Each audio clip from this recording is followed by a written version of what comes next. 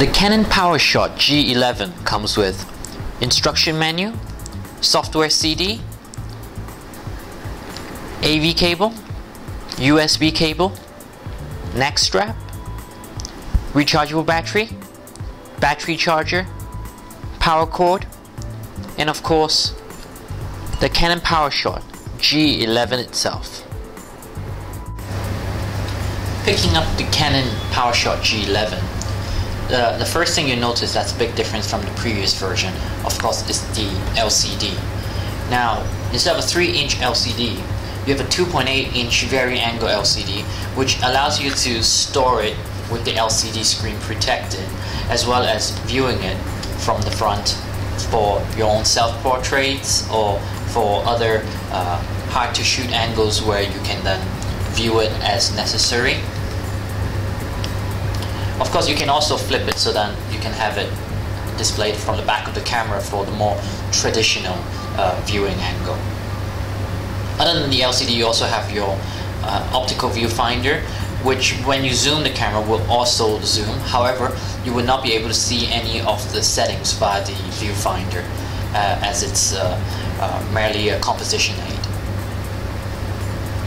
The top of the camera, you see the standard dials as you've seen in previous G series models. You have your independent exposure value dial.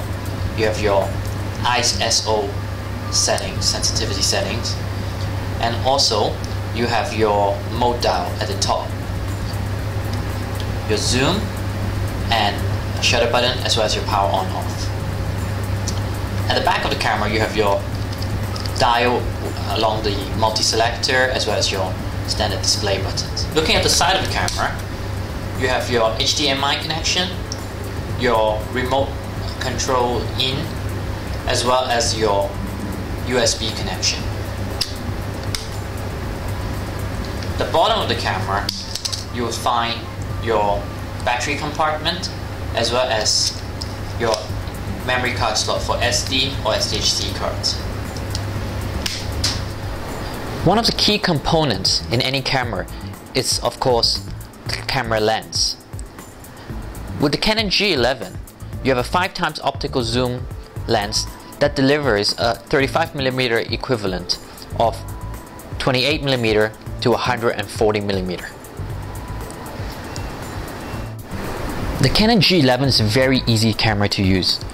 For those who don't want to fuss with the settings, the auto mode will allow you to automatically detect the appropriate settings and apply accordingly. For example, if I were to approach the box very closely, the auto mode will automatically switch to macro mode to allow you to shoot with macro settings. Of course, you may wish to have more control, in which case modes like the program auto mode, the shutter priority mode, the aperture priority mode, the manual mode for full control, as well as 2 separate custom modes for you to preset your required settings. You also have a movie mode, which records standard quality video. In the SCN scene modes, you have a total of 22 scenes that could be selected.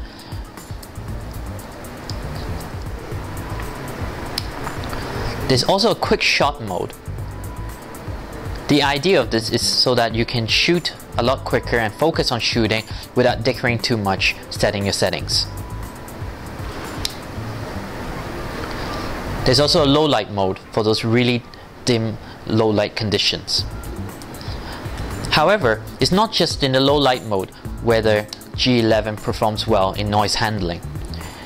With the reduction of the resolution and improvements in noise handling, the Canon G11 is actually a full 2 stops better than the previous G10.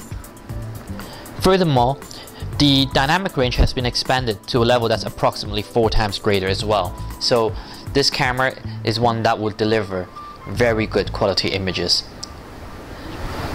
Fine-tuning settings is also very easy when using the G11. For example, right now I'm in the aperture priority mode.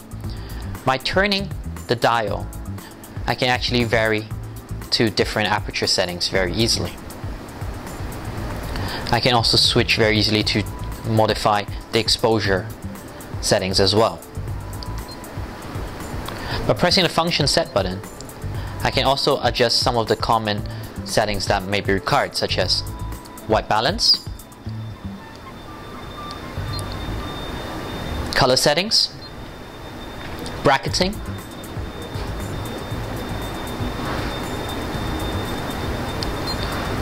your flash compensation, your neutral density filter,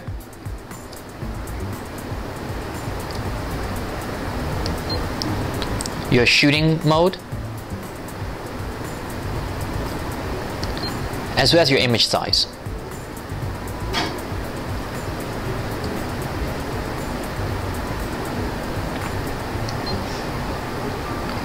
For more detailed settings, pressing the menu button will take you into the detailed menu, where you can have a greater choice of settings as appropriate, including eye contrast, spot AE point or center, blink detection, your IS mode, whether you have a converter fitted to the camera,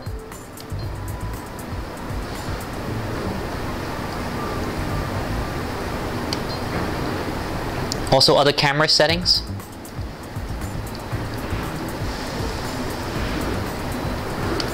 as well as a menu for custom settings that you can save for your frequently used settings.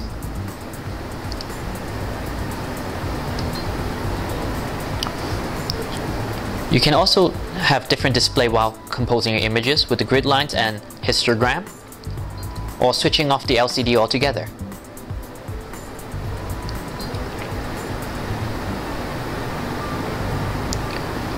Other easy access options include, for example, flash,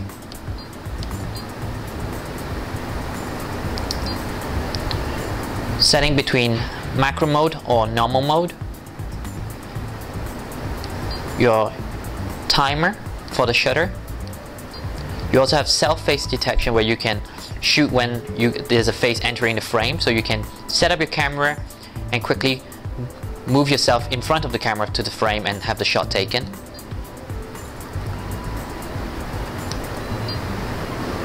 And also other custom settings as well.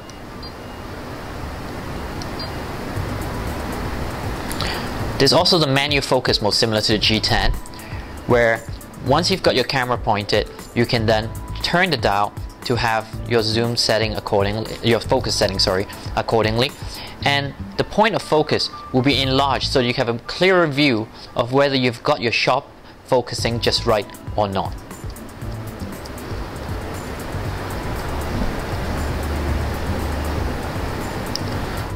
Having put the Canon PowerShot G11 through its paces, we've rated it especially high in terms of its general performance and image quality.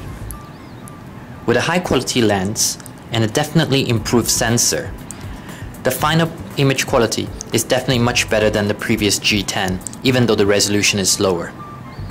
User friendliness is also very high on our points.